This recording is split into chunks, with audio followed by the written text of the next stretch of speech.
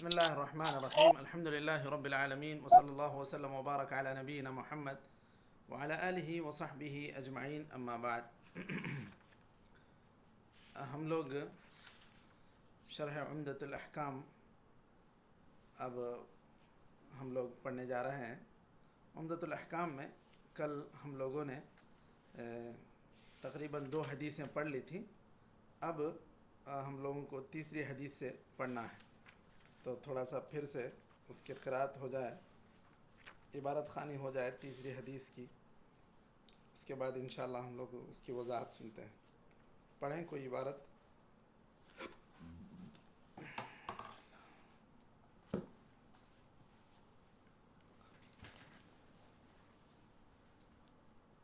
کون پڑھ رہے ہیں عبارت؟ پڑھیے، کوئی بھی پڑھیں.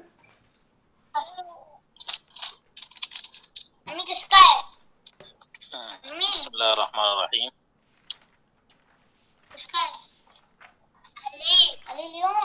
کون سی حدیث پڑھنا ہے؟ تیسری حدیث سے. وعن عبد الله بن عمرو بن العاص وابي هريره وعائشه رضي الله عنهم قالوا قال رسول الله صلى الله عليه وسلم ويل للأعقاب من النار. وعن ابي هريره رضي الله عنه ان رسول الله صلى الله عليه وسلم قال اذا توضأ احدكم فليجعل في انفه ماء ثم لينتظر ومن استجمر فليوتر لام کو کسرہ. ثم لينتظر ومن استجمر فليوتر وإذا استيقظ أحدكم من نومه فليغسل يديه قبل أن يدخلهما في الإناء 3 فإن أحدكم لا يدري أين باتت يده. وفي لفظ لمسلم فليستنشق بمنخريه من الماء. وفي لفظ من توضأ فليستنشق. وعن أبي هريرة رضي الله عنه أن رسول الله صلى الله عليه وسلم قال لا يبولن أحدكم في الماء الدائم الذي لا يجري ثم يغتسل فيه. ولمسلمين لا يغتسل أحدكم في الماء الدائم وهو جنب. وعن أبي هريرة رضي الله عنه أن رسول الله صلى الله عليه وسلم قال إذا شرب الكلب في إناء أحدكم فليغسله 7. ولمسلم أولاهن بالتراب. وله في حديث عبد الله بن مغفل أن رسول الله صلى الله عليه وسلم قال إذا ولغ الكلب في الإناء فاغسلوها 7 وعفروه 8 بالتراب. یکفی. چلیے کتنے ہوئے؟ 2 ہو کے گئے، بعد 5 حدیثیں پڑھے. 11 ہو گئے. ہاں، ابھی تو 7 ہی پڑھے نا آپ. 2 ہاں کل 2 پڑھے تھے، آج 5 پڑھ لیے تو 7 حدیثیں مکمل ہوئی. صحیح ہے، ہاں ٹھیک ہے. اچھی بات ہے. اس کے بعد کی حدیث جو ہے نا وضو کے طریقے کے بارے میں آ رہی ہے. جی چلیے ٹھیک ہے، پہلے یہ پڑھ لیتے ہیں پھر اس کے بعد دیکھتے ہیں انشاءاللہ. بسم اللہ الرحمن الرحیم. الحمد للہ رب العالمین، وصلی اللہ وسلم وبارک علی نبینا محمد وعلی آلہ وصحبہ اجمعین. اما بعد، کل جو بات مؤلف رحمہ اللہ کے تعلق سے میں ذکر کیا تھا،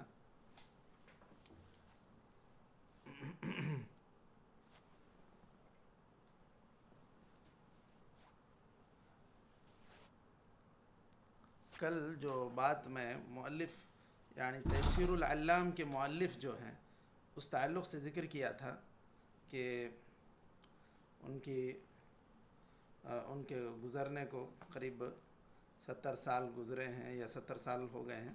70 سال ان کے پیدائش کو آپ یہ بول سکتے ہیں کہ ان کی عمر 74 سال تھی جب وہ گزر گئے، لیکن ان کی وفات قریب میں ہوئی. بس آج سے 17-18 سال پہلے ان کی وفات ہوئی. 2002 میں وہ وفات پائے. 1928 کی ان کی پیدائش ہے، 2002 کی وفات ہے.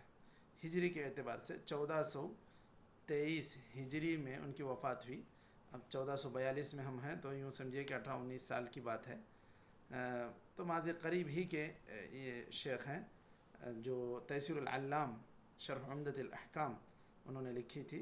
اس کے مؤلف عبداللہ عبد الرحمن بن صالح آل بسام، یہ حیات کبار علماء میں سے ایک رہے ہیں، اور مکے میں قضاء سے بھی جڑے رہے، اور القول الجلی فی زکوٰۃ الحلی یہ بھی ان کی کتابوں میں سے ایک کتاب ہے۔ عنیزہ ان کا مقام پیدائش تھا، سعودیہ کے یہ شیخ ہیں۔ تو ان کے تعلق سے کل جو بات ذکر کیا تھا میں، اختصار کے ساتھ ہوئی تھی بات، لیکن ان کی سن پیدائش اور سن وفات کا ذکر نہیں ہوا تھا۔ تو تیسیر العلام کے مؤلف عبداللہ عبد الرحمن بن صالح آل بسام یہ 1346 ہجری میں پیدا ہوئے، 1423 ہجری میں وفات پائے۔ عیسوی اعتبار سے 1928 کی پیدائش ہے، 2002 کی وفات ہے، تو اس اعتبار سے 74 سال کی عمر پائے۔ آج سے 18 سال پہلے ان کی وفات ہوئی۔ شیخ عبد الرحمن بن ناصر السعدی ان کے اساتذہ میں سے ہیں، وہ شیخ صالح عثیمین کے بھی اساتذہ میں سے ہیں، تو انہی سے آپ نے تعلیم حاصل کی تھی۔ تو یہ ان کے تعلق سے ایک بات ذکر کرنی ضروری تھی۔ اب اس کے بعد ہم لوگ آگے بڑھتے ہیں آج کے احادیث کی طرف۔ اللہ بارک فیک۔ آج کے احادیث کی طرف، آج جو تیسری حدیث ہم لوگوں نے پڑھی ہے وہ 3 صحابہ سے مروی ہے، حضرت عبداللہ بن عمرو بن العاص، حضرت ابو ہریرہ، حضرت عائشہ، تینوں سے یہ حدیث مروی ہے۔ اور اس حدیث میں یہ بات کہی گئی، ویل للاعقاب من النار، ہلاکت ہے ٹخنوں کے لیے، یا یوں کہیے یہ قدم کے پچھلے حصے کے لیے آگ کی۔ یہ بات آپ صلی اللہ علیہ وسلم نے کب کہی؟ ایک مرتبہ آپ صلی اللہ علیہ وسلم سفر سے واپس ہو رہے تھے، اس وقت وہاں کچھ لوگوں کو دیکھا وضو کر رہے ہیں، تو آپ صلی اللہ علیہ وسلم نے یہ جملہ ارشاد فرمایا تھا، ویل للاعقاب من النار۔ قدم کا پچھلا حصہ اس کو کہتے ہیں عاقب، جمعہ اعقاب، مؤخرۃ القدم، پچھلا حصہ۔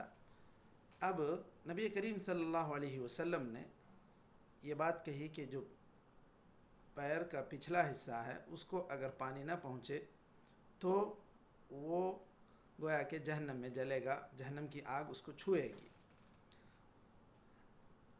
یہ آپ صلی اللہ علیہ وسلم نے اس لیے کہا کہ عموماً آدمی جلدی میں جب وضو کرتا ہے تو اس کے پچھلے حصے، قدم کے پچھلے حصے میں ہی پانی نہیں پہنچ پاتا ہے، اسی لیے آپ صلی اللہ علیہ وسلم نے کہا۔ ورنہ جہاں کہیں بھی پانی نہ پہنچے تو وہ وضو کے نامکمل ہونے کی دلیل ہے۔ یہاں اگرچہ کہ آپ صلی اللہ علیہ وسلم نے صرف قدم کے پچھلے حصے کا ذکر کیا یا ٹخنے کا ذکر کیا۔ اب اس حدیث سے کیا فائدے مستنبط ہوتے ہیں؟ اس میں سب سے پہلی بات یہ ہے کہ نبی کریم صلی اللہ علیہ وسلم نے وضو میں خاص طور پر اہتمام کے ساتھ اس کو انجام دینے کی آپ صلی اللہ علیہ وسلم نے تاکید کی ہے، کیونکہ عذاب جس میں بھی بیان کیا جائے تو وہاں پر بالکل تہاون، سستی نہیں ہونی چاہیے۔ دوسری چیز، کچھ شیعہ کہتے ہیں کہ یہ پیروں میں غسل نہیں، مسح ہونا چاہیے، امسحوا برؤوسکم وارجلکم پڑھتے ہیں، رؤوس کے اوپر عطف کرتے ہیں تو مسح بالرأس کو، اسی طرح مسح بالرجل پر بھی وہ لوگ پڑھتے ہوئے اس قرات کے ذریعے سے استدلال کرتے ہوئے پیر کے لیے مسح کا بھی وہ کہتے ہیں کہ حکم ہے، جبکہ نبی کریم صلی اللہ علیہ وسلم نے اس حدیث میں یہ بات بتلائی کہ وہ حصہ پیر کا جس کو دھوتے ہوئے چھوڑ دیا جائے اس کو عذاب ہوگا اور اس کے لیے ہلاکت ہے، تو پھر جو آدمی پوری طرح پیر کو ہی نہ دھوئے تو پھر یہ تو بدرجہ اولا گویا کہ وہ عذاب کا حصہ بنے گا۔ تو اس میں اس حدیث کے ذریعے سے ان کے اس موقف کی جو ہے تردید ہوتی ہے کہ پیر کو مسح نہیں کیا جائے گا، پیر کو دھلا ہی جائے گا۔ تو یہ بات اس حدیث کے اندر ذکر کی گئی۔ اب قیاساً کوئی بھی اعضائے وضو میں سے کوئی بھی حصہ اگر خشک رہ جاتا ہے، پانی وہاں نہیں پہنچتا ہے، تو پھر وہ حصہ گویا کہ وضو کے نامکمل ہونے کا سبب بنے گا، اور اسی طرح یہ اس کی بنیاد پر نماز بھی نامکمل ہو جائے گی، گرچہ کہ آپ صلی اللہ علیہ وسلم نے خصوصیت کے ساتھ صرف عقب کا ذکر کیا، لیکن اس سے قیاس کرتے ہوئے سارے اعضائے وضو کو اہتمام کے ساتھ دھونا چاہیے۔ یہ بات اس حدیث سے سمجھ میں آتی ہے۔ چوتھی حدیث جس میں نبی کریم صلی اللہ علیہ وسلم نے فرمایا کہ جب کوئی آدمی وضو کرے تو ناک میں پانی لے جائے، ثم لیستنثر، پھر ناک جھاڑے۔ ناک میں پانی ڈالنا استنشاق کہلاتا ہے۔ استنشاق ادخال الماء فی الانف، اور استنثار اخراج الماء من الانف، جو پانی آدمی داخل کیا تھا صفائی کے لیے اس کو نکالنا، جھاڑنا، یہ استنثار ہے۔ ٹھیک، تو نبی کریم صلی اللہ علیہ وسلم نے گویا کہ اس کے ذریعے سے یہ بتلا دیا ہے کہ استنشاق ضروری ہے، ناک میں پانی جانا، ناک کی صفائی ہونا، یہ ضروری ہے۔ آپ صلی اللہ علیہ وسلم نے اس حدیث کے ذریعے سے اس بات کی وضاحت کر دی۔ وَمَنِ اسْتَجْمَرَ فَلْيُوتِرْ، استجمار کہتے ہیں، استجمر ای استعمل الجمار، الجمار کہتے ہیں حجارہ، پتھر کو۔ استنجا کے لیے، گندگی کو دور کرنے کے لیے، پانی نہ ہونے کی صورت میں آدمی جب پتھر کا استعمال کرتا ہے یا ڈھیلے کا استعمال کرتا ہے تو اس کو کہتے ہیں استجمار۔ استجمار ہمارے یہاں اردو والے اس کو عموماً جو ہے نا استنجا کہتے ہیں۔ استجمار یہ خاص لفظ ہے جو احادیث میں استعمال کیا گیا ہے، یہ استعمال الحجارہ کے لیے، اور یہ دونوں ہی راستوں سے کوئی بھی گندگی نکلے، پیشاب، پاخانہ، سب کے لیے یہ پاکی کا باعث بنیں گے، پتھر ہوں یا ڈھیلے ہوں۔ اس میں جو ہدایات آئی ہیں کہ روث نہیں ہونا چاہیے، گوبر نہ ہو، یہ بات دیگر احادیث میں مذکور ہے۔ آپ صلی اللہ علیہ وسلم نے ساتھ ہی ساتھ اس حدیث میں یہ بھی ہدایت دی کہ جب آدمی سو کر اٹھے تو برتن میں ہاتھ ڈالنے سے پہلے 3 مرتبہ دھو لے۔ بعض احادیث میں 3 کا ذکر نہیں ہے، بہرحال دھو لینا چاہیے، یہ بات ذکر کی گئی ہے۔ اس کی علت یہ بتائی گئی، فَإِنَّ أَحَدَكُمْ لَا يَدْرِي أَيْنَ بَاتَتْ يَدُهُ، کہاں ہاتھ رات گیا تھا، کدھر کدھر جو ہے ہاتھ گھومتا رہا، اس کا پتہ نہیں ہے، اس وجہ سے دھونے کے لیے کہا گیا۔ کیونکہ ایک آدمی کا ہاتھ ہی صاف نہیں رہے گا، وہ ایک برتن میں ہاتھ ڈالے گا تو پھر یہ عین ممکن ہے کہ جو ہے اس کے ہاتھ میں گندگی لگی ہو، پھر اس کی وجہ سے وہ جو تھوڑا سا ایک لوٹے میں پانی رہے وہ گندا ہونے کا امکان ہے۔ تو اسی لیے یہ مظنہ ہے، یہ اس بات کا قوی امکان ہے کہ اس کا ہاتھ کہیں نہ کہیں لگ گیا ہو، تو اس وجہ سے دھونے کا حکم دیا گیا ہے۔ اور اس میں تھوڑے سے اختلافات ہیں کہ رات کی نیند سے سو کر اٹھے تو دھونا چاہیے یا دن کی نیند سے سو کر اٹھے تو دھونا چاہیے۔ اب جیسے کچھ بیتوتا کا لفظ استعمال ہوتا ہے وہ رات کے ہی لیے استعمال ہوتا ہے، اس اعتبار سے رات کی نیند سے اٹھنے والے کو زیادہ اہتمام کرنا چاہیے۔ پھر وہ فقہاء کا دیگر اختلاف ہے، مستحب ہے، واجب ہے، لیکن ہے کہ آدمی کوشش یہ کرے کہ ان احکام کو مستحب یا واجب جانے بغیر بھی آدمی جب حدیث میں دھونے کے لیے کہا گیا تو دھل لے، یہ آدمی عملی طور پر اس بات کا اہتمام کرے۔ وہ باقی علمی طور پر وہ بحث ہو سکتی ہے کہ کیا اس کا حکم وجوب کا ہے یا مستحب کا ہے، اس سے کسی کو انکار نہیں، لیکن آدمی عملی طور پر اس بات کی کوشش کرے کہ وہ ہاتھ کو دھل لے۔ اس کے بعد مسلم کے صحیح مسلم کے الفاظ ہیں، فَلْيَسْتَنْشِقْ بِمَنْ خَرَيْهِ من الماء۔ منخر کہتے ہیں یہ نتنے کو، یعنی یہ جو ناک کا ایک طرح کا ہے۔ شیخ ایک چھوٹا سا مداخلہ شیخ انیس کی ایک شرح تھی۔ ہاں فرمائیے۔ خصوصاً جو لوگ استجمار کرتے ہیں وہ پاخانہ وغیرہ کے صفائی کے لیے، تو ان لوگوں کو رات کی نیند کے وقت جو ہے وہاں پہ کھجلی شروع ہو جاتی ہے، بولتے وہ تھوڑا بہت جو ہے نا صاف نہیں ہوتا ہے، تو وہاں پہ ایک طرح کی کھجلی شروع ہو جاتی ہے، تو لازم جو ہے نا وہ استجمار کیا والا شخص رات میں وہاں پہ ضرور کھجاتا ہے بولتے. اچھا اچھا. تو اس کھجانے کی وجہ سے اس کے ہاتھ جو ہے نا وہ گندے ہو جاتے ہیں, تو وہاں پہ ضروری ہوتا ہے ہاتھ پہلے دھوئیں, بعد میں جو ہے جی جی پانی میں ہاتھ ڈالے بول کر. تو شیخ انیس بتائے تھے, مجھے اچھی طرح سے یاد ہے, انیس الرحمن اعظمی صاحب جو ہے نا. جزاک اللہ خیر. جی جی بالکل ممکن ہے. یہ تو بالخصوص ایسے وقت میں جب کہ مدینہ میں پانی کی قلت بھی تھی اور اتنی وہ وافر مقدار میں پانی بھی نہیں ہوتا تھا ہر وقت.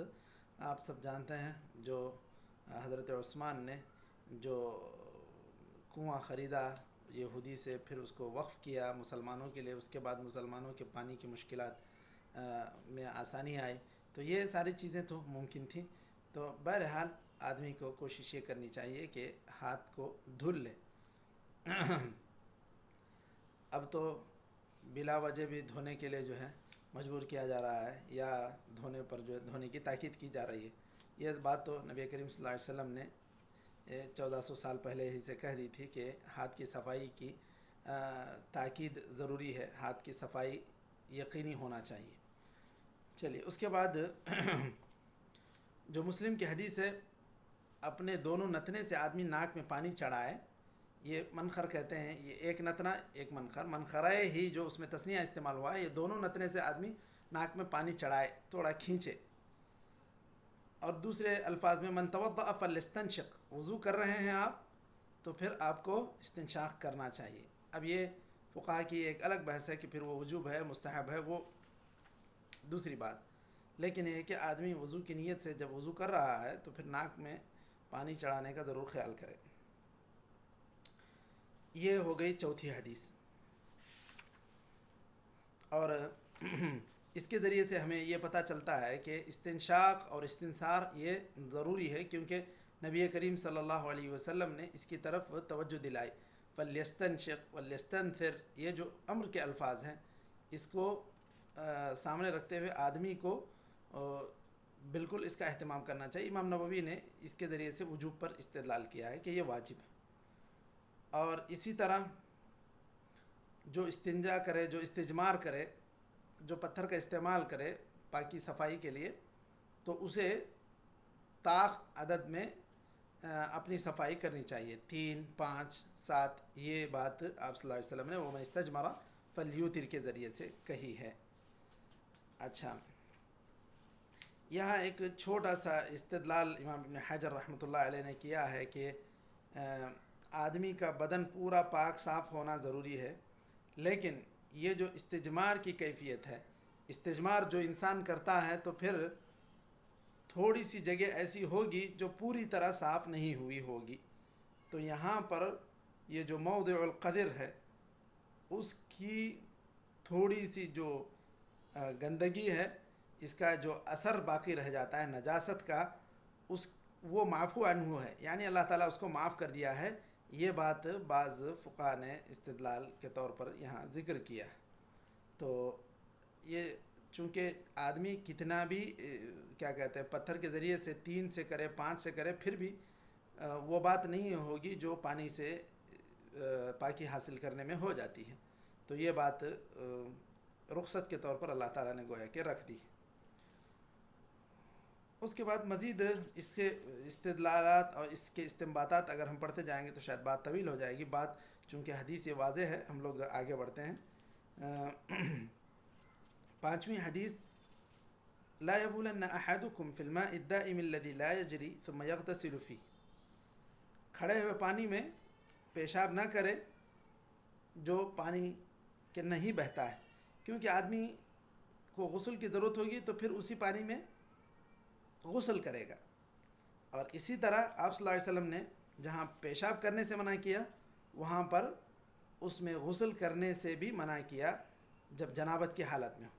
ایک جنوبی انسان ہے, وہ تھوڑے سے پانی میں اگر وہ جنابت کا غسل کرے گا تو ہو سکتا ہے کہ دوسروں کو اس سے کراہت ہوگی کہ یہ آدمی جنوبی تھا, اتنے تھوڑے سے پانی میں اس نے جو ہے اپنے بدن کو صاف کیا حالانکہ وہ جنوبی تھا. اب یہاں پر نبی کریم صلی اللہ علیہ وسلم نے تو یہ پیشاب کرنے سے منع کیا. اب اس کا ظاہری معنی جو ہے وہ یہ بتلاتا ہے کہ یہ حکم تحریم کا ہے. ایک منٹ. الحمدللہ.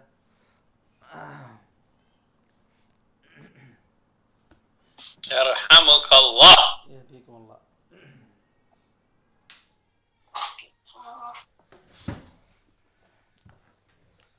جی یہ بعض فقہا نے اس کو تحریم کہا کہ اس طرح اگر کہیں پانی تھوڑا سا ہو اور وہ پانی ٹھہرا ہوا ہو تو وہاں پر نہ پیشاب کرنا چاہیے اور نہ ہی جنابت کی حالت میں غسل کرنا چاہیے، کیونکہ یہ پانی کو ناپاک کر دے گا. یہ ایک تو پیشاب کرنا اور اسی طرح ایک آدمی کا جنابت کی حالت میں غسل کر لینا، تو اس وجہ سے آپ صلی اللہ علیہ وسلم نے منع کیا. اب یہاں پر بعض اہل ظاہر نے یہ کہا کہ بظاہر جو نص سے ہم کو بات سمجھ میں آتی ہے اتنا ہی ماننا ضروری ہے، تو اس کے ذریعے سے انہوں نے یہ بات کہی کہ اگر کوئی انسان پیشاب نہ کرے بلکہ کسی ڈبے میں پیشاب کر کے وہ پانی میں بہائے تو پھر یہ گویا کہ حدیث کی خلاف ورزی نہ ہوگی. تو یہ براہ راست یہ کیا کہتے ہیں، یہ حد سے زیادہ صرف ظاہر پر جانے کی وجہ سے ایسا استدلال ہوتا ہے، کیونکہ نبی کریم صلی اللہ علیہ وسلم نے جو بات کہی کہ آدمی اس میں پیشاب نہ کرے، کیونکہ ہو سکتا ہے کہ اس سے غسل کرنے کی بھی ضرورت پڑے یا اس پانی کو استعمال کرنے کی ضرورت پڑے، تو پھر ایسی صورت میں منع کرنے کی وجہ یہی تھی کہ وہ پانی گندا ہو جائے گا. اب اہل ظاہر جہاں ہر چیز میں ظاہر سے ہی استدلال کرتے ہیں، وہ کہتے ہیں کہ بھائی آپ صلی اللہ علیہ وسلم نے پیشاب کرنے سے منع کیا، لیکن اگر کوئی آدمی پیشاب کر کے اس میں پیشاب ڈال دے تو پھر یہ غلط نہیں ہے. جبکہ یہ کیا کہتے ہیں، براہ راست یہ ایک طرح کی نادانی ہے کہ ایک آدمی اچھے پانی کو گندگی سے گندا کرنے کی کوشش کرے، تو یہ کسی بھی صورت صحیح نہیں.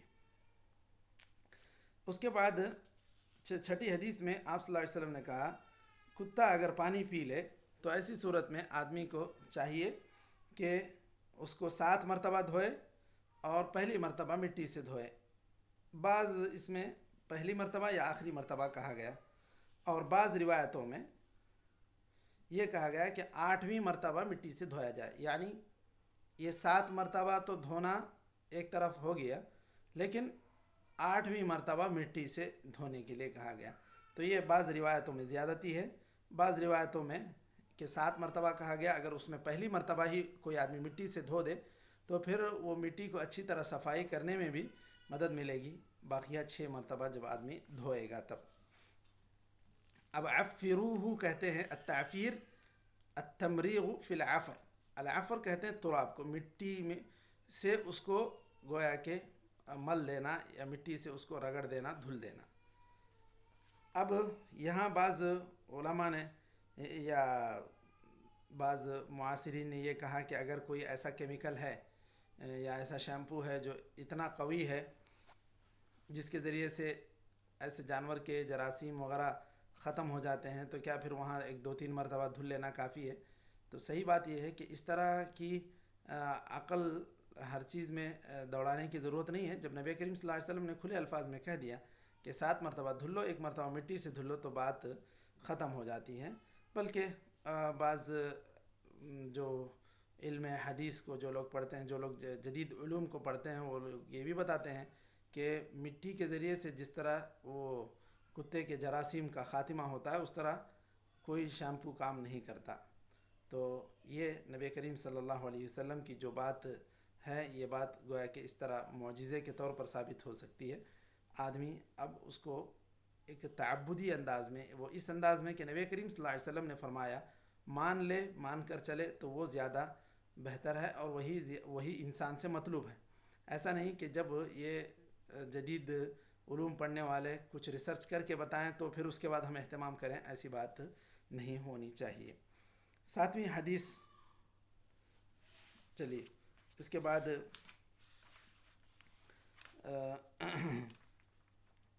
7ویں حدیث پڑھ لیتے ہیں. شیخ پڑھیں کون پڑھے انشاءاللہ. گا؟ 7ویں حدیث اور ایک 5 منٹ ہیں، 5-7 منٹ ہیں، پڑھیں. کون سی حدیث پڑھنا ہے؟ وہی وہ جو وضو کے طریقے. وعن حمران مولى ايوه. عثمان بن عفان جی جی أنه رأى عثمان رضي الله عنه دعا بوضوء جی فأفرغ على يديه من إنائه فغسلهما 3 مرات ثم أدخل يمينه في الوضوء ثم تمضمض واستنشق واستنثر ثم غسل وجهه 3 ويديه إلى المرفقين 3 ثم مسح برأسه ثم غسل كلتا رجليه 3 ثم قال رأيت النبي صلى الله عليه وسلم توضأ نحو وضوئي هذا وقال من توضأ نحو وضوئي هذا ثم صلى ركعتين لا يحدث فيهما نفسه غفر الله له ما تقدم من ذنبه. وعن عمرو بن يحيى المازني عن أبيه قال شهدت عمرو بن أبي الحسن سأل عبد الله بن زيد عن وضوء رسول الله صلى الله عليه وسلم فدعا بتور من ماء فتوضأ لهم وضوء رسول الله صلى الله عليه وسلم فأكفأ على يديه من التور فغسل يديه 3 ثم أدخل يديه في التور فمضمض واستنشق واستنثر 3 ب3 غرفات ثم أدخل يده في التور فغسل وجهه 3 ثم أدخل يده فغسلهما مرتين إلى المرفقين ثم أدخل يديه فمسح بهما رأسه فأقبل بهما وأدبر مرة واحدة ثم غسل رجليه. وفي رواية بدأ بمقدم رأسه حتى ذهب بهما إلى قفاه ثم ردهما حتى رجع إلى المكان الذي بدأ منه. وفي رواية أتانا رسول الله صلى الله عليه وسلم فأخرجنا له ماء من تور من صفر التور شبه الطست. ٹھیک، اچھی بات. تو یہاں پر جو حدیث اب ذکر کی گئی ہے حضرت حمران مولا عثمان ابن عفان، حضرت عثمان ابن عفان رضی اللہ عنہ کے یہ غلام تھے حمران، ان سے جو حدیث آئی ہے تقریباً 4 سطر کی حدیث ہے، بلکہ 3 سطروں میں ہی تقریباً وضو کا طریقہ بیان کیا گیا ہے. وضو کا طریقہ جو سب سے صحیح روایتوں سے آیا ہے ان میں سے یہ بھی یہ روایت ہے جو حضرت حمران مولا عثمان ابن عفان ذکر کرتے ہیں کہ انہوں نے حضرت عثمان رضی اللہ عنہ کو دیکھا کہ آپ نے پانی منگوایا. وضو کہتے ہیں ما یتوضأ به، دعا بوضوء ای دعا بالماء الذي يتوضأ منه فأفرغ على يديه من إنائه فغسلهما 3 مرات. تو دیکھیے ہاتھ آپ نے یعنی کہ حضرت عثمان رضی اللہ عنہ نے اس روایت میں دھویا اور اس کا تذکرہ ہے. ثم ادخل يمينه في الوضوء، پھر اس کے بعد پانی میں آپ نے ہاتھ ڈالا. ٹھیک ہے، یہ بات نوٹ کرنے کی ہے. پھر آپ نے کلی کی، پھر ناک میں پانی چڑھایا، ناک جھاڑی، پھر چہرہ دھویا 3 مرتبہ، پھر ہاتھ دھوئے، پھر سر کا مسح کیا، پھر دونوں پیر دھل لیے. پھر کہا رأیت النبی صلی اللہ علیہ وسلم توضأ نحو وضوئی هذا، جیسے ابھی میں نے وضو کر کے بتلایا کہ پہلے آپ نے 3 مرتبہ ہاتھ دھل لیے، پھر اس کے بعد برتن میں پانی کے ہاتھ ڈالا، پھر اس کے بعد جو ہے آپ نے کلی کرنا، ناک میں پانی چڑھانا، ناک جھاڑنا، پھر چہرے کو 3 مرتبہ دھویا، پھر اس کے بعد ہاتھ دھلے، پھر اس کے بعد سر کا مسح کیا، پھر پیر دھل لی. یہ طریقہ حضرت عثمان بن عفان نے اپنے غلام کو بتلایا اور کہا کہ جو کوئی اس طرح وضو کرے تو پھر اس کے بعد 2 رکعت نماز پڑھے جس میں وہ خلوص نیت کے ساتھ اللہ تعالیٰ کے لیے وہ 2 رکعت نماز پڑھے اور اس کے اندر وہ اپنے ذہن کو مشغول نہ رکھے کسی دوسری چیز میں، تو پھر ایسی صورت میں اللہ تعالیٰ اس کے گناہوں کو معاف کر دیتا ہے. یہاں وضو کا ایک دم مکمل طریقہ بیان کیا گیا ہے اور یہی سب سے بہترین روایت ہے، مختصر روایت ہے جس کے اندر وضو کا طریقہ بیان کیا گیا. اس کے اندر ناک میں پانی چڑھانے، مضمضہ، استنشاق سب کا ذکر آیا ہے. ہاتھ وضو سے پہلے ہاتھ دھلنے کا تذکرہ آیا اور سر کے مسح کا بھی ذکر آیا. تو یہ روایت بالکل جامع روایتوں میں سے ہے جو وضو کے طریقے کو بیان کرتی ہے. پھر وضو کے ساتھ ساتھ اگر کوئی آدمی 2 رکعت نماز پڑھ لے تو پھر خشوع و خضوع کے ساتھ پڑھنے پر اس کے اللہ تعالیٰ گناہ معاف کر دیتا ہے. یہ چھوٹے گناہ معاف ہو جاتے ہیں. اچھا، لا یحدث فیہما نفسہ کی جو بات ہے اس کو کہہ رہے ہیں کہ آدمی کے ذہن میں کوئی بات بالکل خیال نہ آئے، یہ بہت مشکل کام ہے. لیکن اگر کبھی خیال آئے تو پھر آدمی اس کا متابعہ نہ کرے، یعنی اس کے پیچھے پیچھے مثال کے طور پہ کوئی بات ایک یاد آ گئی، اب اس بات سے جڑی ساری باتیں آپ ذہن میں استحضار کرنے کی کوشش کریں گے تو یہ کیا ہو جائے گا؟ یہ استرسال ہوتا ہے. اب جیسے ہی آپ کو کوئی چیز خیال آئے، اب آپ اس بات کا احساس کریں، ذہن میں اس بات کو لائیں کہ میں نماز میں ہوں، پھر وہاں سے ان خیالات کے سلسلے کو روک لگائیں، تو پھر یہ جو ہے گویا کہ اس میں آدمی کو کامیابی مل سکتی ہے کہ وہ اپنے ذہن کو مشغول نہ رکھتے ہوئے 2 رکعت نماز مکمل کر لیں. ورنہ ذہن میں بالکل خیال نہ آئے یہ بہت مشکل ہے. یہاں بعض شارحین نے خصوصاً شیخ البسام نے بھی یہی کہا کہ فلا یسترسل فی ذلک، ایک کوئی خیال آئے ذہن میں، دل میں کوئی بات آئے تو اس کے پیچھے نہ جائے، یہ بات مطلوب ہے. ورنہ انہوں نے کہا کہ یہاں کسی قسم کی بات دل میں آئے ہی نہ، یہ ایسی بات تھوڑا سا مشکل ہے. شاید ہو سکتا ہے کہ اچانک کسی بھی وقت یہ میٹنگ ختم ہو جائے، لیکن یہ وضو کے طریقے کو بیان کرنے والی یہ جامع روایت ہے، اس کو ہمیں ضرور یاد رکھنا چاہیے. یہ 7ویں حدیث تھی. 8ویں حدیث میں مزید وضو کے طریقے کو ہی مزید وضاحت کے ساتھ بیان کیا گیا ہے، اور اس کے اندر جو بات کہی گئی ہے وہ مسح راس میں تھوڑا سا تفصیل آ گئی ہے. اس میں تفصیل اس طرح ہے کہ آپ نے سر کا جب مسح کیا تو سامنے سے شروع کیا اور پیچھے تک لے گئے. بعض لوگوں نے فَأَقْبَلَ بِهِمَا وَأَدْبَرَ اس سے یہ سمجھا کہ پیچھے سے شروع کیے، اقبل بہما سامنے تک لائے، وَأَدْبَرَ پھر پیچھے لے گئے. تو بعض لوگوں نے یہ سمجھا کہ پیچھے سے شروع کر کے سامنے لانا، پھر سامنے سے پیچھے لے جا کے ختم کرنا مسح، یہ طریقہ سمجھا. جبکہ صحیح طریقہ یہ ہے کہ آدمی بدأ بمقدم رأسه حتى ذهب بهما الى قفا، کہ سامنے کے سر کے سامنے حصے سے شروع کرے پیچھے لے جائے، یہی صحیح طریقہ ہے. بعض دیگر روایتوں میں اس کی وضاحت بھی آئی ہے. تو آپ صلی اللہ علیہ وسلم کو وضو کا جب پانی پیش کیا گیا تو وہ ایک تشت میں پیش کیا گیا، ایک برتن، جو چوڑا برتن جو رہتا ہے اس کو کہتے ہیں ثور من صفر. صفر کہتے ہیں نحاس، پیتل، تانبے کی طرح نحاس کہتے ہیں تانبے کو، صفر پیتل جو پیلا قسم کی دھات ہوتی ہے. تو اس کے ایک برتن میں پانی لایا گیا تھا، تو آپ صلی اللہ علیہ وسلم نے وضو کر کے اس میں اس طرح مسح کر کے بتلایا تھا. تو یہ دونوں روایتوں میں آپ صلی اللہ علیہ وسلم کے وضو کرنے کا طریقہ تفصیل سے بیان ہو گیا ہے. اور اس کے اندر آپ دیکھیں گے کہ آپ صلی اللہ علیہ وسلم نے ہر وضو کو 3 مرتبہ دھویا. یہ بات